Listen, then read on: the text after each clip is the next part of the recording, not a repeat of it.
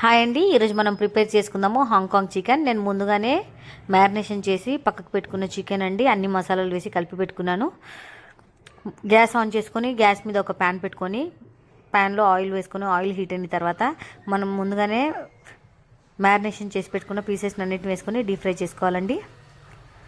Deep fry చేసిన pieces అన్నీ ఒక ప్లేట్లో తీసివేసుకొని మళ్ళీ గ్యాస్ ఆన్ చేసి ఇంకొక బౌల్ పెట్టుకొని మనం ముందుగానే డీప్ ఫ్రై చేసిన ఆయిల్లో కొంచెం వేసుకొని అందులో వెల్లుల్లి, అల్లము, ఎండుమిర్చి వేసుకొని నీట్గా కలిపేసుకొని అలాగే పచ్చిమిర్చి, స్ప్రింగ్ ఆనియన్స్, చిల్లీస్ వేసుకొని నీట్గా కలిపేసుకోవాలి.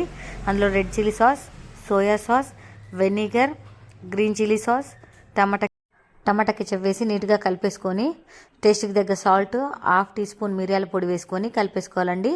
అలాగే 1 టీ స్పూన్ కార్న్ పౌడరు వాటర్లో వేసి కలుపుకొని దానిలో వేసుకోవాలండి.